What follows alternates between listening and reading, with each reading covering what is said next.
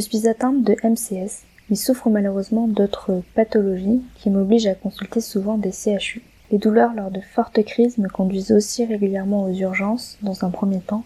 Je suis en unité UHCD pour au moins 48 heures de perfusion de cortisone, morphine, antivomitif et de l'oxygène, que je ne peux plus utiliser d'ailleurs, car l'embout sent trop le plastique. Au début, ce sont les pompiers qui m'amenaient à l'hôpital, mais c'était trop difficile, voire impossible, car ils rentraient chez moi et laissaient donc leur odeur. Et dans leur camion, c'était un enfer. Donc ensuite, c'est mon mari qui me portait jusque dans la voiture, et en amont, il y allait déjà aux urgences pour prévenir que j'arrivais et pour informer que j'étais chimiosensible.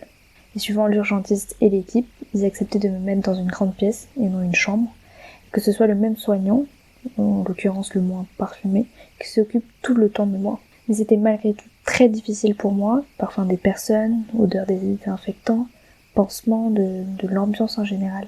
Je gardais un masque, une serviette sur le visage, mais je me sentais très inconfortable au niveau respiratoire, et à cause des brûlures digestives, puis de tout le corps. Je vomissais à nouveau malgré la perfusion, et souffrais de très forts maux de tête, mais les douleurs lors de mes crises étaient tellement fortes et impressionnantes que je tenais bon le plus possible, et en rentrant, tous mes vêtements partaient à la poubelle, et je me douchais plusieurs fois. Lors d'un séjour, celui de trop, je suis tombée sur une équipe de nuit très parfumée et pas compréhensible du tout.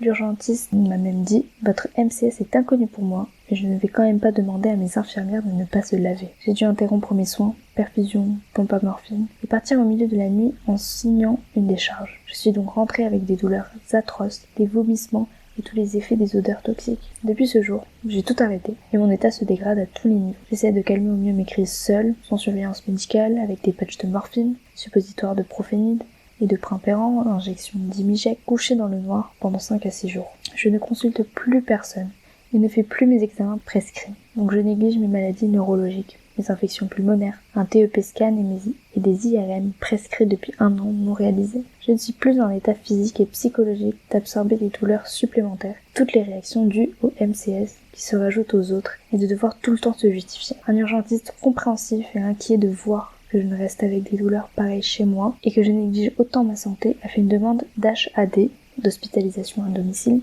par rapport à mon MCS. Résultat, refus de la part de ce service. Le MCS n'est pas un critère pour eux, justifiant des soins à domicile. J'avais pourtant une infirmière qui était d'accord pour venir me soigner sans se parfumer du tout, en utilisant le plus possible de produits non parfumés. L'accès aux soins est un droit pour chacun, les soignants devraient avoir l'interdiction de se parfumer. Au moins ça, et nous devrions être reconnus dans notre pathologie pour que tout soit mis en place, pour que l'on puisse se soigner dans les meilleures conditions possibles.